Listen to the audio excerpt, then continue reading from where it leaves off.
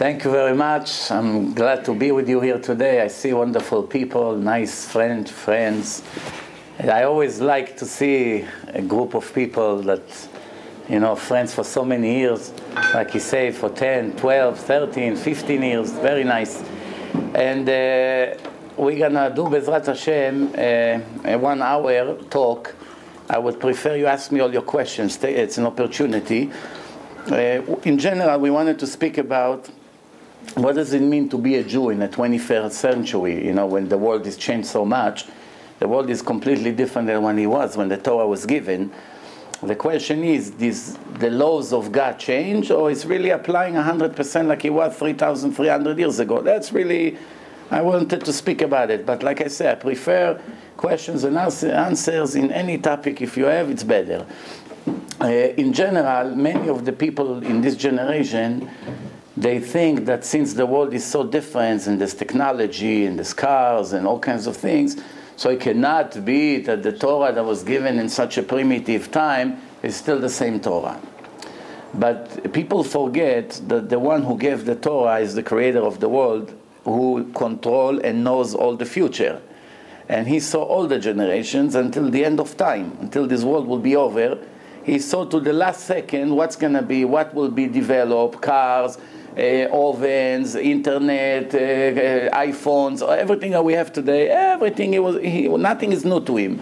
He saw how the world is going to change, how the nature of people is going to change, how, nature in general is going to change. Everything, every discovery that we have, he saw everything.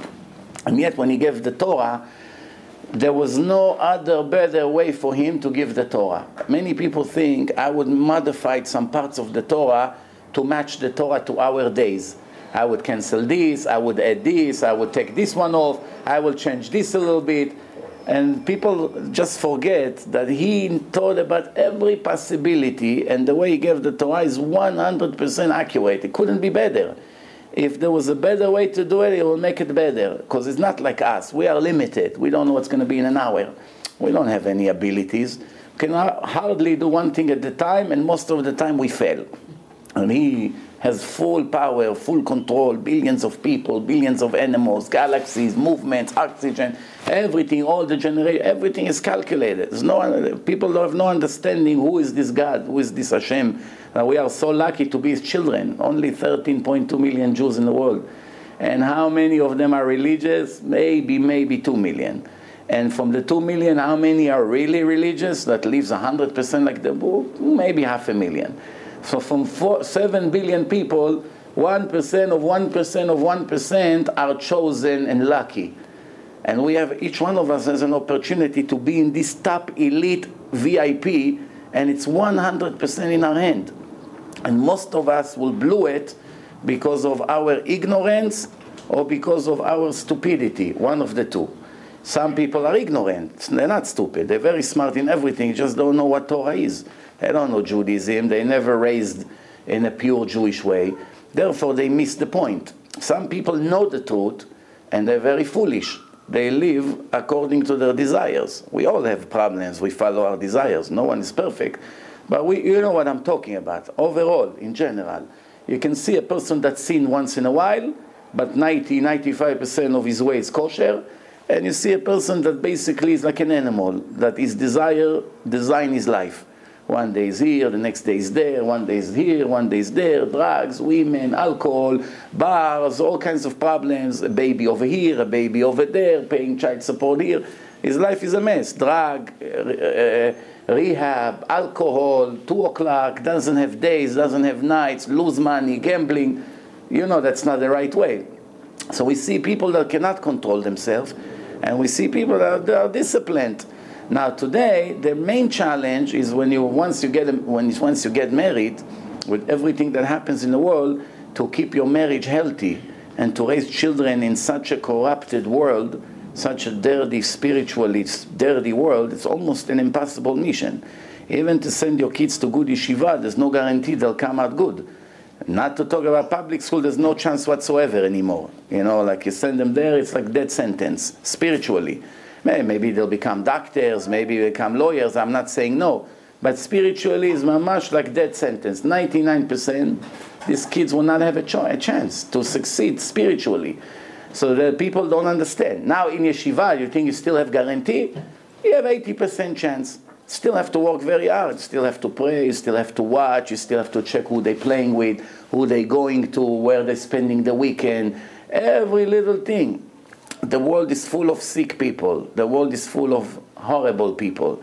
It's enough that 5% of the people in the world are criminals and child molesters and crooks and all kinds of things, but it's hundreds of millions of people walking around, and they're like dynamite. It's an atomic bomb walking around us, everywhere. You go to the supermarket, the next person next to you could be one of them. You go to the court, the judge over there could be one of them. You don't know. People think, oh, only the dirty people who came from dirty neighborhoods, they are the criminals. No. People came from the best neighborhoods. Drug dealers, killing children, doing all kinds of things that you cannot imagine. And also violence and problems in the families and all kinds of abuse.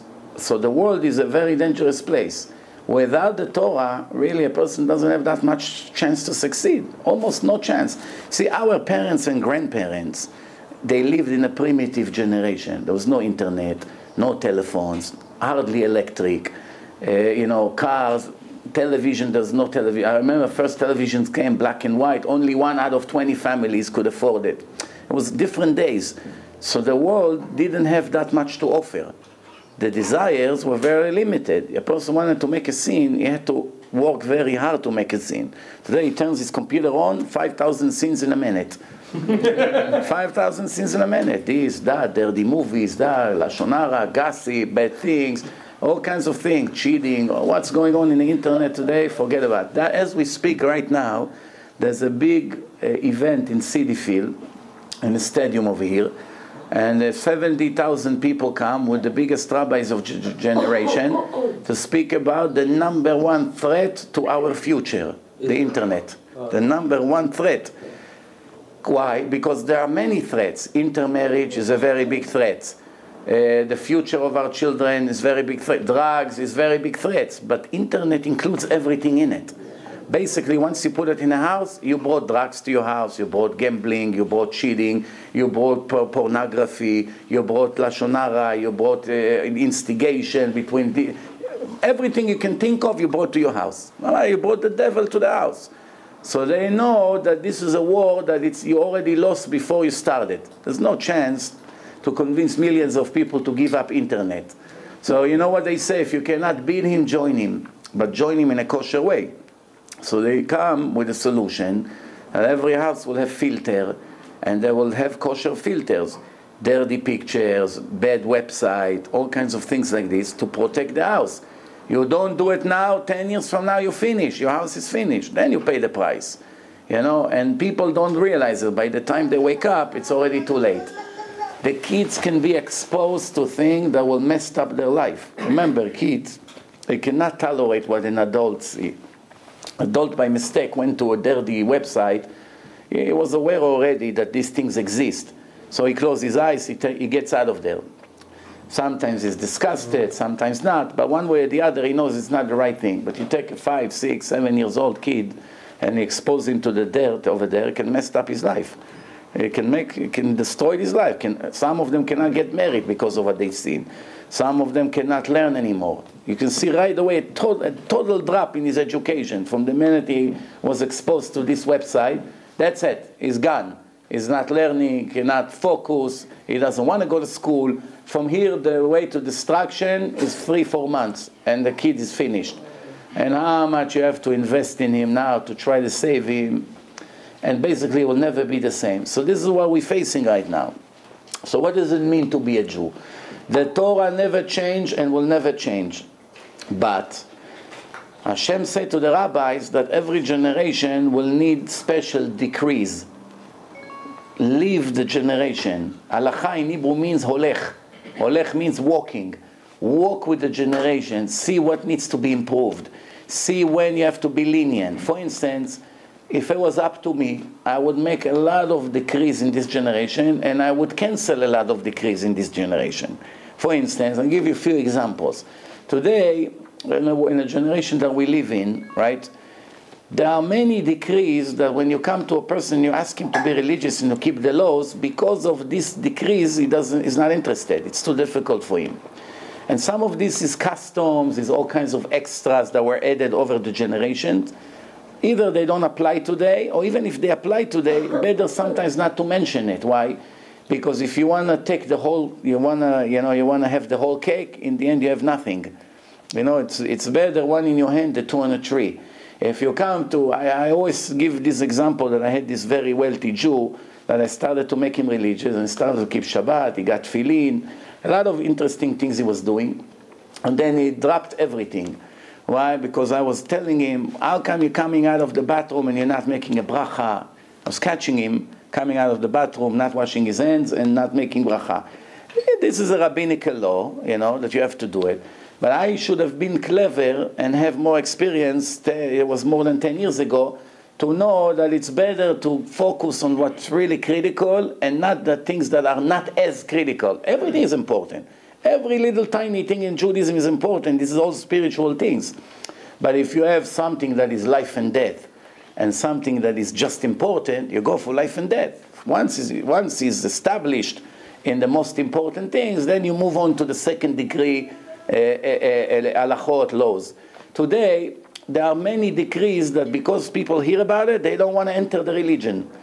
And because of that, many of them mamash die like goyim. So then I don't have the power to change it. But I hope that eventually people will realize that this generation needs a serious boost.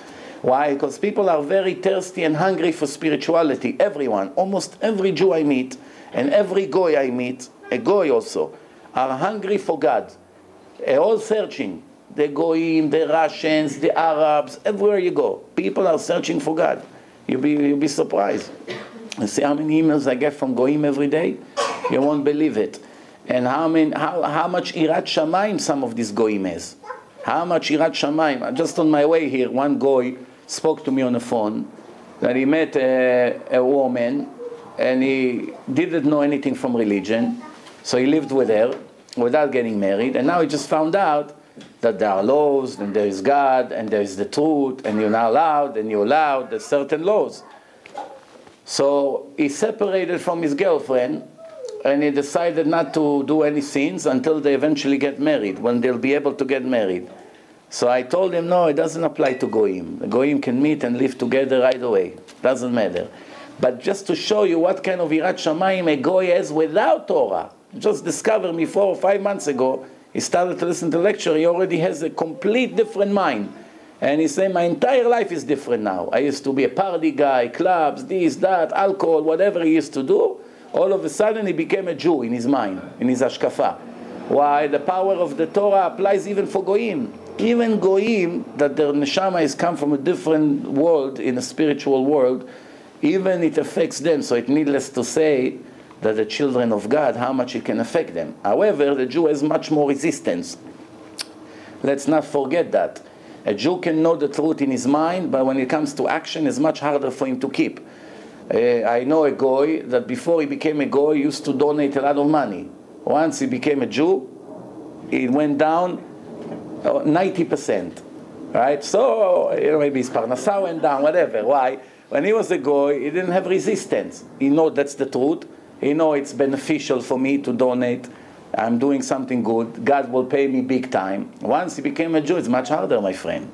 Because the reward and the punishment of a Jew is a different league. Now we'll see you doing it. Many of the goyim, they keep Shabbat before they become Jewish. Once they become Jewish, it's like a 1 ton on their back. Well, just a week ago it was pleasure, all of a sudden it's very difficult. Yeah, now he became a Jew, it's much harder. You understand? Also, all kinds of things that we're facing every day. But anyway, let's organize a little bit what I say. So today, rule number 1, none of the Torah was changed. Still have to keep Shabbat. You're still not allowed to cut on Shabbat. You're still not allowed to create fire. You're still not allowed to sew and to write. Nothing changed. You couldn't write 3,000 years ago, you cannot write today. You couldn't create fire 3,000 ago, you cannot create fire today. So I know some of you may say, wait, but 3,000 years ago you wanted to create fire, you had to take 2 rocks and walk 15 minutes. Today we click a button and the light is on. Or we have a match. right? So first of all, it's wrong, because in the old days, since they did not have electric, the light was candles. So they always have buckets of oil with candles. So all the time they had fire. So when they wanted new fire, all they had to do is to take from an existing fire and create a new fire. They didn't have to rub the rocks every day. Once, maybe in a year. There wasn't something that, like the ancient Adam HaKadmon, the prehistorical Adam, is rubbing. This is in the old movies. In reality, it was much easier than today. You take from an existing light and you light. And still, it's not allowed on Shabbat. So all these arguments is falling before it even starts. So nothing is changed. It's still not allowed today. So all the laws of Shabbat still applies today. Muktzeh still applies today. What muktzeh? You touch it, next thing you use it. So it still applies today. So Shabbat, everything applies. Second, what about tefillin? Tefillin change? It's still same tefillin. Hashem never said that this covenant, it's up to a certain generation, and from then on it doesn't apply. It's still the same thing. To pray to God, to ask Him for your needs, to ask Him to forgive you for your sins. What changed? Well, we're not making sins today. We don't have needs today. Well, okay. So to get married, what changed? You don't need to get married. You don't have to live in peace and harmony and raise children. The same thing. So yes, you have technology, things are different, but who say that it's affect the religion? It doesn't really affect. If any, the technology today make religions a lot easier to practice. Today it's very easy to keep Shabbat. The old days was much harder. You need to create enough to bring wood and to light fire and to hope that the fire doesn't go off. Today everything is electric, this, that. You have everything, timers, turn it off. The ovens are all preset. You can set it up. Timer, it shuts off, it goes on with the timer. Everything is easy today. Everything. Even people who live in upper floor, Shabbos elevator, toilet paper. You get a box of tissue, that's it, same thing. You don't have to cut. So everything is easy today. In the old days it was much harder, much. Imagine 9 o'clock at night, Friday night, you have to go to the bathroom. You have to go in the middle of the field. There's no toilet paper. The snakes, scorpions, freezing, weather. Life was much harder than today. Today it's very easy. The more easy it gets, the easier it gets, the more complaints people have. Just like our wives, with no offense. The more maids they have, the more harder life is. When they had one maid, I know one woman, she had 5 maids. And she goes like this every second. Oh, wow, it's so difficult. I can't believe, I didn't expect it to be so hard. And I'm holding my laugh. 5 maids around her in her palace. Okay, do this for me, do this, go check over there, go, hold the baby, and going crazy. Right? The more, that's what's going on. That's it. Why? Because a person gets used to convenience, he takes it for granted. He doesn't remember that 2 years ago his life was much harder. Now he got used to the new way. So now it's hard. He's thinking, how do I make it easier? So it's all in the mind. It's all in the mind. Person goes to jail. He gets used to the jail. A person goes to the Israeli army. 2 months ago was in the clubs of Tel Aviv, like a prince, driving his father's Mercedes, wearing nice suit, long hair, ponytail, all this nonsense. All of a sudden they bring him to the army. He wears lousy, primitive uniforms that 5,000 soldiers wore before, shave his head, giving him a blanket with lice, putting him 46 people in a room from 1940, bathroom, horrible. You go to the shower, it's all like a swamp. He comes from his beautiful house, all of a sudden he became a soldier, next thing he's shooting a gun, cleaning the grease. What happened? 2-3 months after he's in the army, he doesn't suffer anymore. Not only that, when people join the army, they cry. When they quit the army, they cry. When they join the army, they cry that they came from paradise to hell.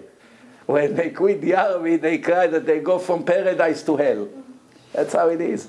Wow, everyone hug. Wow, I wish I can stay another month. She cried. She was in the Israeli army. I know soldiers, they wanted to stay another 2-3 weeks extra, Yeah, why? I know one person, they made a mistake. They, instead of releasing him, now they released him a month later and didn't say a word. He stayed extra month. He loved it. You understand? You know how many people sign for extra year, 2 or 3? They stay in the army. Why? Every person gets used to his situation. This is the rule in life. And the creator of the world told us the rule. אחרי הפעולות נמשכים הלבבות. After the actions follows the heart. Not after the heart follows the actions. Many people think, whatever I like, I'm willing to do. What I don't like, I don't want to try. That's true, but that's a big mistake.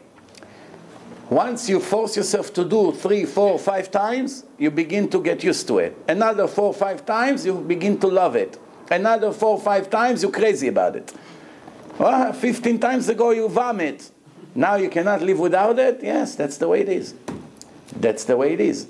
Why? Once you got used to it, you begin to see the beauty in it. And in the beginning, you don't see. Also, people become religious. In the beginning, it's not comfortable because he got used to certain things. Now he has to live according to a book. He has to do this, not to do that. Things he can do, things he cannot do, you know. He feels he gives up, he sacrifices. But after 3 months, 90% of the things that was difficult, it's piece of cake. No one suffers when Shabbat comes. The opposite. They wait all week for Shabbat. Those who started to keep Shabbat, Motzei Shabbat, they already say, wow, when is going to be next Shabbat already? Planning, who we're going to invite, this, how it's going to be. So every week a holiday. You get used to it, you can live without it. In the beginning, you cannot live with it. Once you get used to it, you cannot live without it. Ask thousands of Baalei Tshuva that started to keep Shabbat. If one of them will tell you he suffer on Shabbat, I doubt it. I met everyone that I meet.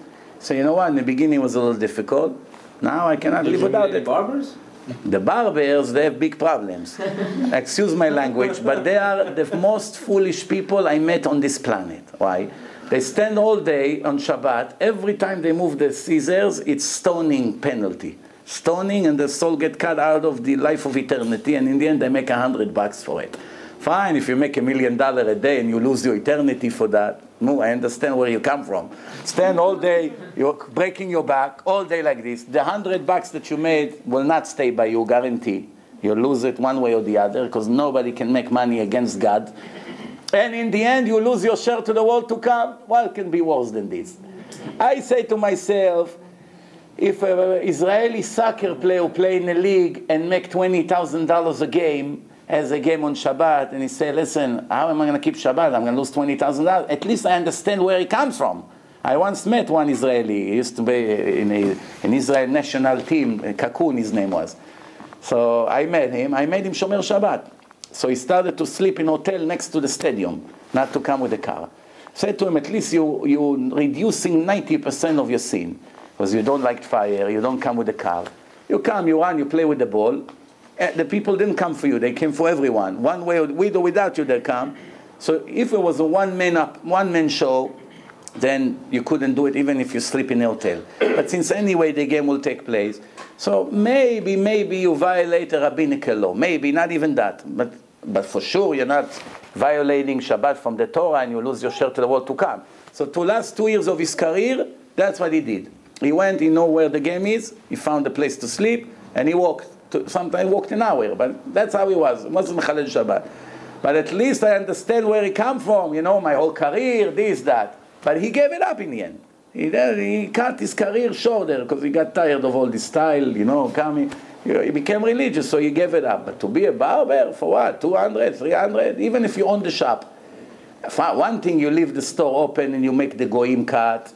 No, I understand. So you don't want to lose supposedly the day of the business. But to make a Jew stand and cut, because remember, to cut hair is like lighting fire. No difference. Every time you go like this, whoop, it's like lighting a cigarette. And again is again, and again. It's not one haircut is one sin. Every time you cut one, it's like lighting fire. And again, lighting fire. And again, lighting fire. It could be 1,000 times stoning in one Shabbat for 100 lousy bucks.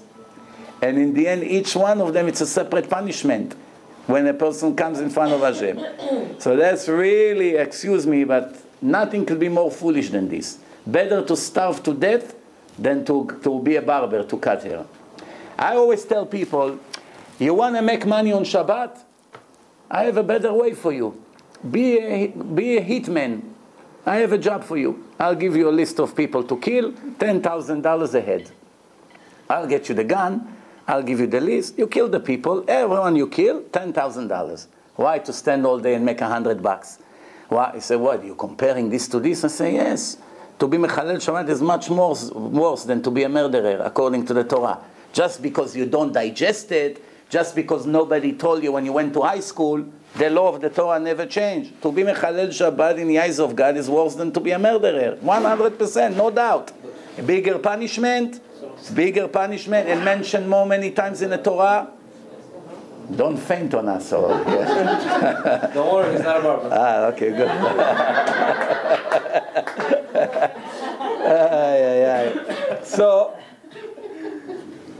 So I said to the person, listen, if you're already violating such a rule, I have an easier sin with much more money.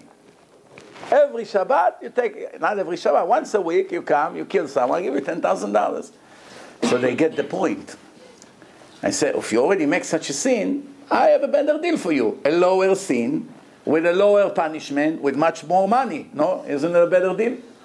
100%. But people don't understand what Shabbat is, that's why. Once a person reads what Shabbat is, he's beginning to shake. To shake. What am I doing? Lighting fire, electric, what am I doing? But it's okay for doctors, right? Doctor, life risk only, not all the time. Just to give you Tylenol, no. TorahAnyTime on Shabbat. Life risk, yeah. Doctor in a shift, you get a call, life risk, or a woman has to give birth, yes. But just, hey, you know what, Rabbi, I have a little headache. Can you write for me Tylenol that I can go to the pharmacy on Shabbat? No, come Motzei Shabbat, I give you. Or if he has in a drawer, give him few until Motzei Shabbat, no problem. We have in Muncie a lot of doctors in my shul. They come with a cell phone to the shul on Shabbat. They have to. Yeah, no problem. But they know when to violate, when not. And even if they go in an ambulance, they have a black driver, a goy, that he's the driver of Atzala. He takes him, he brings him, that's it. The doctor, many times. But there's rules. What's allowed, what's not allowed. What if you take public transportation instead of driving yourself? It's not as bad. If you get on a subway, it's a sin from the Rabbanan, rabbinical law. Because you're not the driver. You only get on a bus, and the goyim drive it anyway for themselves. So the sin could be if you have to carry money in a public territory. If you carry the money from your home to the subway station, that's a sin from the Torah. Because you're not allowed to carry anything on the street.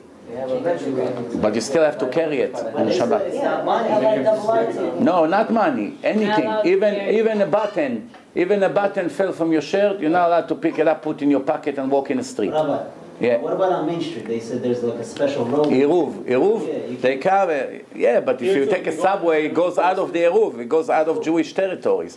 So you have it in your pocket. You come out of the subway. You go to the area where you walk. It doesn't have Eruv. You understand? I always say that even to sin, you have to know how. Yeah, you gotta be clever. Why? Because one sin can be equal like 1,000. And you basically benefit nothing extra. So if you already make a sin, make the very small one. Don't make a sin that it's 1,000 times bigger punishment and you make the same amount of money. You know what I'm saying? So over here, you want to get on a subway, you cannot carry anything. So what's the solution? If a person does it already, it's not allowed, don't get me wrong. But if a person decides that he must go from one place to another on Shabbat, and he's not going to drive the car. So one better option is to use a bicycle. If he has bicycle, at least use a bicycle on Shabbat. It's nothing compared to use a car. Yeah, but you sweat. Doesn't matter. You can sweat as much as you want. You can walk 5 hours on Shabbat and lose 5 pounds, and it's not a sin. No. I have news for you. See this long table here? If this house had 3 floors, and you had a lot of guests, and you have only one table, so now you serve breakfast here, when they finish, and you want to carry the table on your back to the 2nd floor, serve it, everyone eats, carry it to the 3rd floor, carry it back down for the dessert, carry it 2nd floor, all day like this. The table is on your head, all day you're serving people, it's not a sin. One light, you light on Shabbat, finished. Chilul Shabbat. Or the electric. Yeah, correct. What does the Torah say? And the soul gets cut out of my nation. Hashem says, I'm cutting this person out of my nation. No, it's not open for interpretation. It's a sentence in the Torah 12 times. I cut that soul out of my nation. If that is true, that means everybody is cut. Not everyone, 70%. So how do you return back? What's the tshuva for? Every person who's still alive can make tshuva. Once he died, it's too late, that's it. But once he's alive, all he has to do, what we all did, start to keep Shabbat. And when he pray next time, say, Hashem, forgive me, I didn't know how serious it's Shabbat. It's very late in our life. It's equivalent. First of all, promise you live very late to your life. There's no any guarantee you live. First of all, there's no guarantee. Second, let me explain to you something that people don't know. If a person knows the truth, and he say, now I'm only 30, when I'll be 60, I'll do it. Hashem say, I won't let you do it. I will prevent from you to do it. If you know the truth, and you're waiting to be old, and then you want to do it, I will make sure you will not have the chance to do it. And let me tell you something else. Let's say a person has a guarantee that at age 60 he will be a total righteous person. Guarantee in writing. And now it's 30. When he become a righteous person at age 60, he will realize the 30 years that he lost, he'll kill himself. You know what it's like? It's like I'm having a treasure room full of diamonds, and I invite you every day to take as much as you want. And you take your time, one day, second, then you come in the last 5 minutes. So you took 5, 10 diamonds, time is up. So you say, well, at least I did something right in the end. So then your husband said to you, but you're fool. You had 7 days to go pick up thousands of diamonds, we'll be set forever. Us, our children, grandchildren, everyone. Now what you took, 5 diamonds? So this is what it is. A person wants to become Shomer Shah at age 60. What about the 30 years you're going to lose now? You know what the reward you're losing? Forget about the punishment. The reward is huge. To lose this divine reward. And plus, that's the problem, that people think that it's a suffering. To be religious, they think it's suffering. They don't understand. The creator of the soul told you that it's the best thing for your soul. The best. Nobody knows better than him. Nobody knows better than Hashem what's good for us. If Hashem told you eat this food and this don't touch, whether you know the reasons or not, you know one thing for sure, that he knows the best. Better than the doctors, better than the nutritionists, better than anyone. If Hashem told you don't touch shrimps, you know that he knows what he's talking about. Don't touch. Getting overweight. What's the problem? Overweight because you don't do activity. Too lazy. It doesn't say so in the Torah. Yeah, you got to do activity. The Rambam say if you eat any food you want, but you're active, you won't get weight and you'll always be healthy. If you eat the most healthy food and you sit all day do nothing, you'll be sick. Yeah, that's clear, and it's Rambam say that? Yeah, of course, of course. So you do like me, eat very little, eat very tiny meals, mamash little bit, mamash very little, and only when you're really hungry. And when you eat, don't stuff your stomach ever. Always leave the stomach half empty. Then you'll never gain weight, and you always feel light, and you won't be dizzy, and won't be tired, and when you open a book, you won't fall asleep. You understand? That's what happens to people. They choke their stomach, and then they cannot focus anymore. You see what happened to the people after they eat the cholent on Shabbat morning? Yeah, they go to sleep. All my guests on the couch, in a line, everyone snores like this. Why? That's it. They stuff their stomach so much. Everyone was sitting on the couch and fall asleep. Right away, you know why everyone fall asleep? Because all the blood goes to the stomach to digest the food, and nothing stays in the head. And there's no oxygen, so a person falls asleep. Very simple. The body goes into a mode, standby mode, because he needs to worry about other problems. Understand? Yeah. So you eat very little, you never stuff your stomach, you're always going to be healthy, and you never gain weight. And you have to walk a lot, not everything with a car.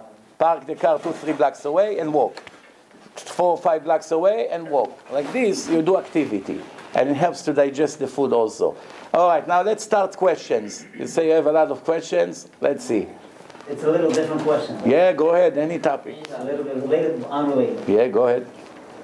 As you know, to be a Jew inside the families, for a husband and wife, Yeah. there is a 14-day period when the woman Right. is at home in bed. 14 days. 14 days. It's not necessarily 14, it can be 12, yeah. 5 and then 7, 20. Yeah, exactly. So, one of the rabbis say that if, when she gives birth, as soon as when the blood finishes, the cleansing period finishes, she's allowed to go and wait 7 days and allowed to go to mikvah. Right. But in the Torah it says that if it's a boy, 60 days, and the female... You mix two things. I see where your mistake is. You mix two different kinds of laws and two different kinds of impurities. There is the regular nida, which is period that the woman has. Okay. Blood comes from the womb, makes the woman impure. Then how long she has to wait? Until the blood disappears, plus 7 days. That's it. From the Torah, she goes into the mikveh, finished. Okay. But there is another impurity that stays in a woman. It's delivery impurity. There's tum'at leda. This is only for the time of Bet HaMikdash, when women used to touch the korbanot, the taharot, and makes it impure. So if it's a male, 33 days. Besides the 7, altogether 40 days, she's impure. After that, she dips, and she brings a sacrifice, and that's it, she's pure. If it's a female, altogether 80 days. It doesn't apply today, because there's no taharot in Bet HaMikdash. If Bet HaMikdash will be built, it will return. Yes. 3 months. What do you care? There's no Bet HaMikdash today. What? Oh, okay. It doesn't apply. Well, you're talking to me about a law that is dismissed for 2,000 years already. You understand? It was in the Torah? Yes. And the old day, you know, when Bet HaMikdash was exist, you know how hard life was? You couldn't sit on any chair. Any chair on the street, maybe a woman, nida, sat on it. You cannot sit. If you're Kohen, you had to walk on special bridges and ramps. You couldn't walk because maybe there's graves. It was a very difficult life. Food has to be pure. Nobody can touch it. You have to make sure no one touched it. There's a lot of very different life.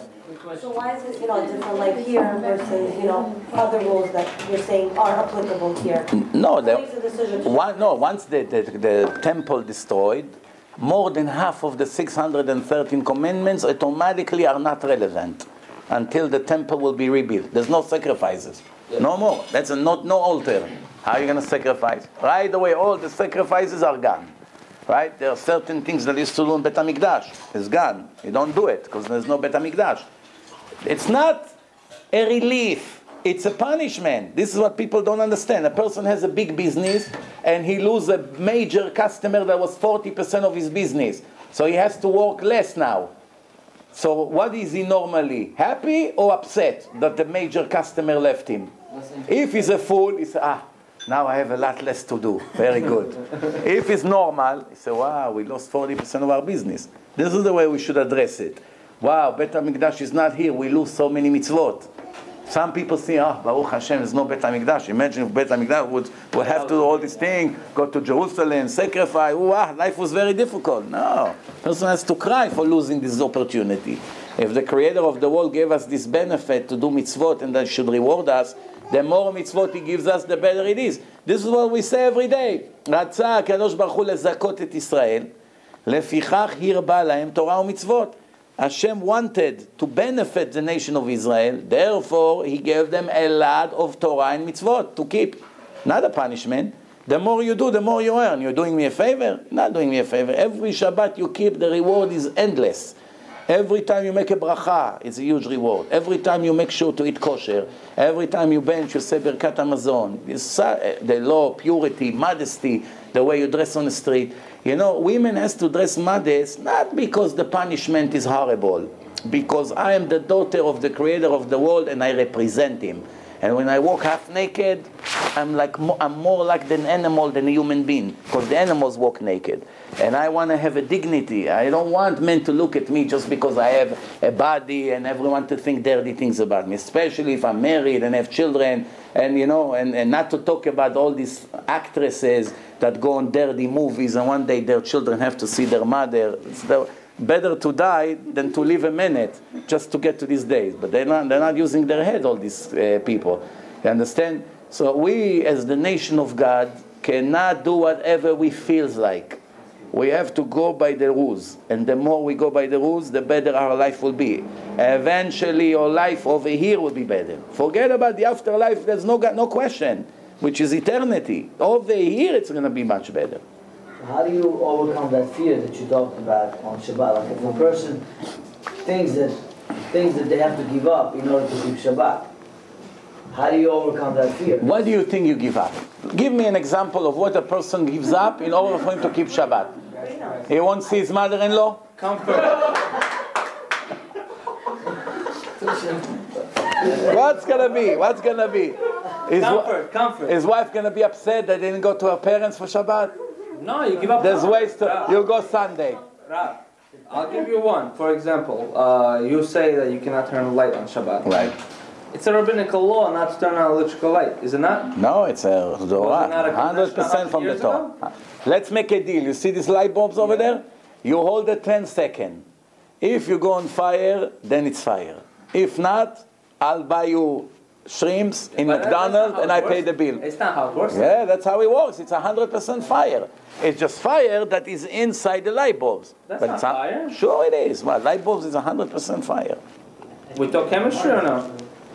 Light bulbs 100% fire. 100% fire. Not only that, if you take Fire metal, consumes oxygen. That does not consume metal. No, maybe you're talking fluorescent light, something else. If you heat metal, it becomes all fire. Metal, piece of metal, heat it, it becomes all red fire. It radiates heat. It No, doesn't no, become it's fire. It's 100% Fire is fire. something that consumes oxygen, no? Who told you what fire is? Chemistry. How do you know? Who invented chemistry? God did. No. So I'm telling you, the Torah said that if you heat metal, right, it's 100% fire. It makes it soft, you can bend it. It's 100% fire. You see, look at when they heat it up. You see how it looks? Well, just 100% fire. Just the fire, it stays inside the metal, that's all. But it's very hard for people, for example, most of my friends here, right? Yeah. It's very hard to comprehend the fact that I turn on light on Shabbat as a sin that you get stoned for. First of all, I told you that it's very easy to keep this law because today you have timers that can turn the light on and off for you as much as you want. Okay, that's- you're right. Clap off. No, you're right. You can't do that. Oh, yeah. You're right about that. I'm not Yeah. saying about All that. right, that's but it. it's still a comprehension. Like, why is it so Everything you get used to. When a person becomes sick and he has to go to the doctor every 3-4 days for a treatment, difficult? Yes. he does it because he knows it's productive. It's going to save his life. He likes it not in the beginning, but in the end, he's very, very lucky that he does it. When a person right now is mentally sick, spiritually sick, that is violating Shabbat, and he goes through a process that slowly he gets used to keep Shabbat. In the beginning, it's not so comfortable, but after 3 months, guarantee maximum 3 months, you get used to it. I don't have any problem not touching lights on Shabbat. None have whatsoever. It doesn't bother me even 1%. Yeah, Nothing. but it could I not don't be that. remember ever coming to a situation that I felt bad that I couldn't turn the light on or something like this. It doesn't happen. Once you get But used to it, it's no problem. It's more than that. It's a little bit more than that. It's not about, do I have a problem turning on lights on Shabbat? It's more, I don't think it's a problem to turn on Shabbat, a light bulb on Shabbat. Thank God you're not Hashem's partner in a creation. And nobody asks your opinion in a court of heaven. You're right. I'm not Okay, so you don't think, and the Torah thinks, that's all. You can think whatever you want. That's the rule of God.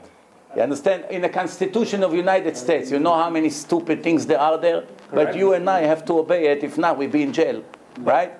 That's it. Correct. That's But all. agree with me or not, the rule, the rabbinical rule of not turning on the light on Shabbat was created by It's the not rabbinical council. Not rabbinical law. It's 100% the Torah. There are other rabbinical laws. This is the rule from the Torah. I researched it all. No.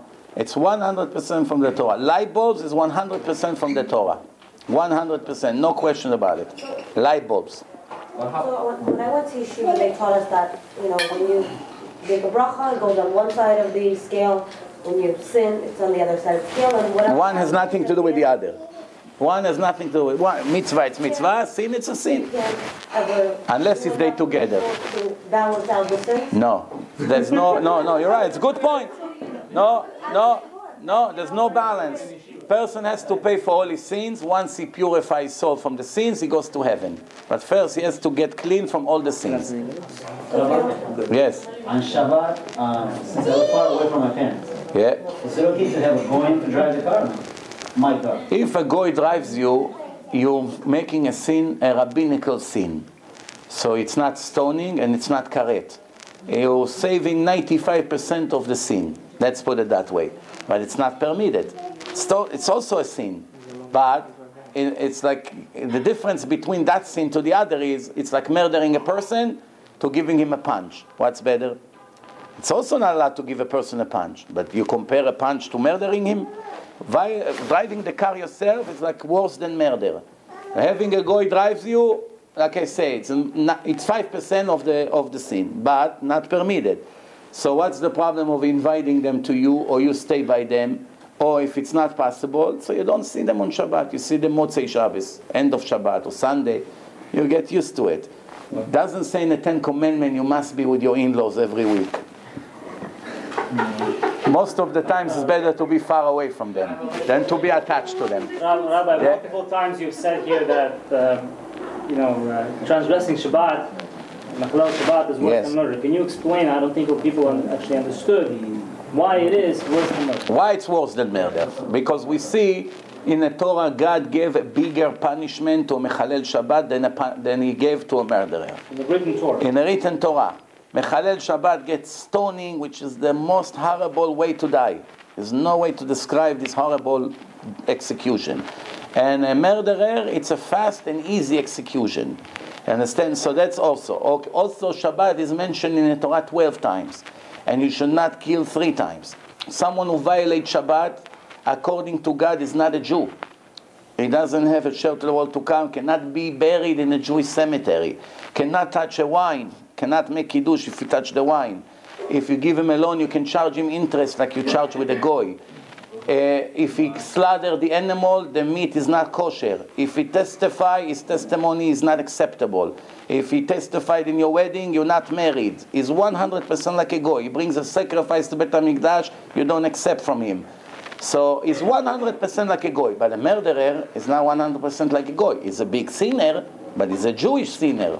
So you see, the punishment of a murderer is much less than a Mechalel Shabbat. Plus, nowhere in the Torah it says that you should not kill. It's a covenant between me and you for eternity. You should not kill, you should not kill. Same thing, you should not steal.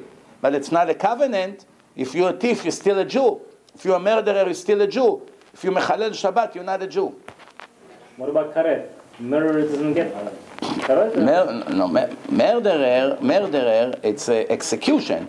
But the execution is the repentance for his sin.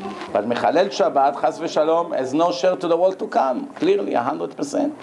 You understand? So bottom line, there's no argument. Everyone understands that the Mechalel Shabbat has a bigger punishment. So what are we going to do? Because we want to drive to the mall, we're going to lose eternity of pleasure? Makes sense to you? To gain penny, to lose $1 million every Shabbat? Where is the logic here? But you have to understand, it's hard to believe that. You don't have to believe, you have to know. How do you know? You know how you know? Very simple. Do you think there's any possibility that the Torah was written by a human being? No. Okay. Or the Sifar. So once you know the Torah, you watch my film, Torah and Science, it leaves you no doubt. Once you know the Torah is divine, then everything is there, it's 100% the word. That is correct. Whether we agree with that, whether we understand that, whether it makes sense to us, sometimes it looks against our logic, doesn't matter. But it doesn't matter what we think, we are not God. He say A, B, C, that's it. That's it. I agree, but there's also the rabbinical and the Orthodox, I would say, people, they say that Torah, there's Torah, the written one, and then there's Torah, the Baal Peh. Baal Peh is also 100% divine. What do you think? That's what people say. But it's hard for people to believe, for people like me, I would say myself, it's hard for me to believe something that went from mouth to mouth for 3,000 years. I know things change. Things change when my grandma calls my aunt and my aunt calls my dad. If you learned about the Torah Sheba'al Peh, first of all, you would see that nothing is changed. And there are many books who explain how it was transferred. And it cannot be changed for one very simple reason. By the Goyim, the Christians. Let's take an example from them. They don't have a Torah. They don't have a Torah. They have a holiday called Christmas. Somebody made it up. Yes. Somebody made it up to light a tree. Yes. So they decided to have a special tree in a special shape, to put all kinds of things around it, lights, whatever. Now, is it possible that there will be ever a Christian in the world that will have a doubt how to make the tree? It's not possible. You know why? Because every Christian sees father or mother does it, and next year again, and next year again, and next year again, and he knows that that's it. That's how it's been done all the time. The Torah Sheba'al Peh, once Moshe Rabbeinu brought it and taught it to the nation, everyone started to do it. Once everyone started to do it, there's no way to forget, because I'm learning from you today, and he's learning from me, and we all around. There's no way to make mistake. I agree that. How to make tefillin? How? All over the world, all over the world. You compare the Christmas tree, right? I can compare the same thing. Tefillin. I see everybody do tefillin the same way. I put on tefillin the same way. Yeah. Right? That's it. So how to make tefillin? You have But I see so many different people keeping Shabbos different way. No. There's no way to keep Shabbos different way. It's 100% the same way. Where did you see a difference in Shabbat? Where? Conservatives keep it one way. Conservative is goyim. What conservative? Oh, you say they're conservative. They say they're Jewish. No, they like Shabbat. They marry men to men. What are you talking about? No, that's reform. No, also conservative. No, that's yes, reform. yes. They marry Jews to goyim. If you compare Christian, right? Christian, the Catholics say the same thing about. Listen, better to Protestant. be a Muslim than to be a reform or a conservative Jew. You know why? Because a Muslim lives in mistake. Yeah. No, lives in mistake, but believe in one God, and also say that the Torah is divine. They modify the Torah. It's a much bigger sin. The Muslim did not modify the Torah. They invented another fake book. But to take the book of God and turn it into a toilet paper, it's a very big sin. Of course. Okay, so first of all, let's not even mention them. It's a sin just to mention their name, bichlal. Who? They're conservative and they're reform. Better not to mention their names, bichlal. But besides the point... But it's okay to mention Christians. But, idol worship. No, also bad problems. Okay. Also. But I want to tell you something that just to make things clear. How to make tefillin, there's 1,000 steps. How everyone does it, even there's no internet, no telephone, no mail, nothing. But everyone does it the same, because there's no way to make mistake. My father made tefillin, he got me into the business, I see how he makes. Okay, look at the Bukharian in 47. They all know what diamond worth $1,000,000, what diamond worth 1,000. Nobody argue. Everyone knows, all over the world. Every Bukharian you bring, he will tell you the same thing. Exactly. Why? Because everyone learned from everyone. That's Torah Shebe'al Peh. Diamonds is Torah Shebe'al Peh.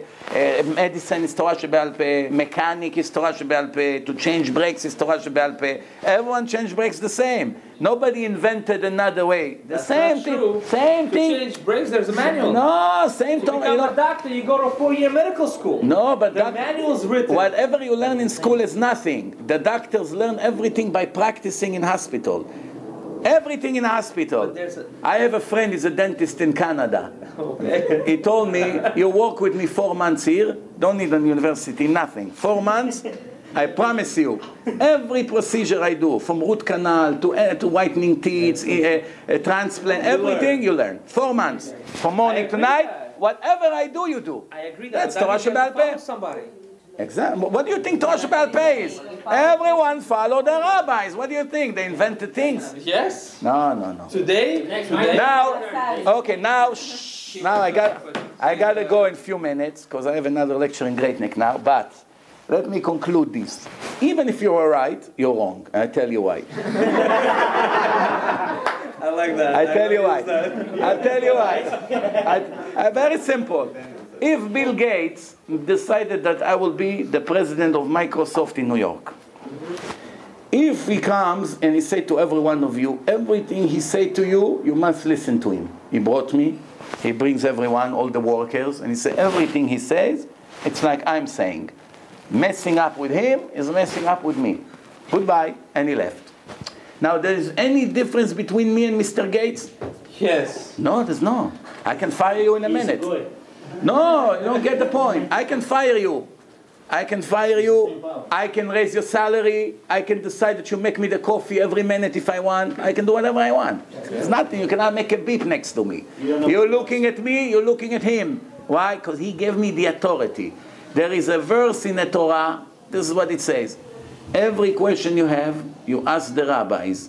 Everything they instruct you based on this Torah, you must listen to them. Do not move left and right. Torah, this Torah. Listen. Even today they say two different rabbis, two different opinions. No, not true. You're wrong. You exaggerate. There's no two different rabbis, two different. 99% of the laws are the same. There's some differences in customs, in tradition, like the Ashkenazim, like the Sfaradim. There's tradition. Yes. And there's some arguments about gray areas in the Torah. Not everything is black and white. But 99% is the same thing. You ask 100 questions, only one of them will have a difference. 99 will be the same. You ask, are you allowed to light fire on Shabbat? All the rabbis will tell you no. You're allowed to cut toilet papers on the line? Everyone would say no. You're allowed to cook on Shabbat? Everyone would say no. You're allowed to create fire on electric on Shabbat? Everyone would say no. So you can argue about returning something to the stove on what temperature, 45 degrees or 30 degrees. Yes, it can be an argument. So if you have a doubt, you go to the extreme. You don't take a risk. This rabbi tell you if the cholent or the soup is 45 degrees, right? Below that, if it's got colder, you cannot return it. Someone say, no, even if it's warm, you can still return it. So there's an argument on the temperature. It can happen. So since you have an argument, you either follow one rabbi that tells you everything you do, or you go to the extreme side, to the strict side. Why? You don't want to take risk on Shabbat. If it's a rabbinical argument, you can go to the lenient side. If it's an argument on a mitzvah from the Torah, you don't take risks. You understand? So since Hashem say everything they tell you, he speaks about Chazal, they know the whole Torah by heart. By heart, everything.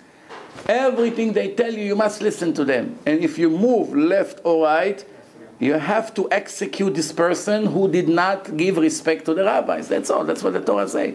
So it leaves no place for an argument. And also the Torah say, "V'haya ki yeh machloket." It's going to be a disagreement between the rabbis.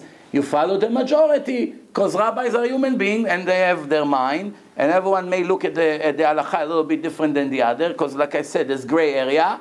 So you follow the majority. That's all. So Hashem answered us all the dilemmas already. If it wasn't in the Torah, then maybe you had a point. But since the Torah already told you, this is what we have to do. When this has happened, this is what you have to do. When this has happened, this is what you have to do. It left no open loophole around the law. Yeah, everything is clear. It's all excuses. Come on, between you and I. Everyone looks for excuses. That's not true. Everyone, everyone looks for excuses. You know, when you speak against cigarette smoking, who always complain? The smokers. The non-smoker always agree with me. The only ones who argue with me is the ones who are heavy smokers, and it's very hard for them to stop. So they begin to argue. Wow, this, no, who say it's a sin? What, it's not a sin? You understand? To smoke? No, yeah, to smoke. To smoke is destroying your life. What? The Torah didn't give us permission to ruin the body. There's no permission. Your body. So is to drink, Rabbi. To drink a little bit, it's fine. To Smoke drink every day. To drink a lot is a big danger. But I'm saying to smoke a little bit is also fine. Nobody can smoke a little bit. Once they start, they go into it. I do. How much you smoke? One cigarette, 2-3 days. Social smokers. If that's what it is. For 7 years now. Bedil vayavor. Fine. If that's the case, fine. Fine. You one out of million that can stay in one or two. Last question, no? Yeah, you wanted a question. Last question before the food get cold. We'll give one to the... Once you have food like this on the table, anyway, no one listens to me, so it's time to move on. No? Whatever, I'm going with the internet. You mentioned the first thing. Internet is a big deal. There's against it. It's like, I look at it, it could be a good thing. Everything in life can be used for good and bad. However, some things has more temptations than others. For instance, a man who works in Manhattan is subject to sin a lot more than a man who works in Muncie. You understand? While in Muncie, all day in the store, maybe 2 not modest women walking. In Manhattan, 5,000 not modest or naked women goes in. So when the men will make more sins? When the men make more sins? In Manhattan or in Williamsburg? In Manhattan. But also, the men in Manhattan who don't do it probably get more reward because the temptation is harder. There's so much. Find me that man. Find me that man. That's bad. I really am looking for that man for 30 years already. Find me the man in Manhattan who doesn't make that sin. He's one of them. Yeah. I'll tell you. Yeah, all right. You can never talk for anyone. I'm not talking about myself. I'm talking about him. He is one man. I'm serious. You can't talk for anyone. You know what? You know. This is not one of them. All right. Listen. Internet. If you need it for work, internet. If you do things with that, you have to put limitations. You have to put filters. You have to protect your soul because it can destroy you. Once you go in there, you know how many people are addicted to it? They come home, they don't say 2 words to their wives. From the minute they arrive home, 4 hours on a computer until they fall asleep on a couch. And like this for years. And their marriage is destroyed, and their children is destroyed because of that. So a person has to put limitation. And the wives has to do more. to fight against their husbands, not to let them use it. You understand? To do everything they can, because once they're in it, that's it. All right. Again, thank you very much. No, I got to run. I have to be in Great Neck. I got to run. I have a half an hour ride now. So I enjoy very much being here. Be'ezrat Hashem, you have lots of blessing in this house and a lot of mitzvot. And all of you, with no exception, will be fully Shomer Shabbat, fully Shomer Nidah, Mikveh, Kashrut, modesty for the women. And I promise you won't regret it. Amen. And I also promise you that if you won't be, you will regret it. That's I promise. Guaranteed. Be'ezrat Hashem, hopefully you'll take the first option. Thank you very much. Okay, Baruch Hashem. Thank you very much. Thank you. All the best. Thank you.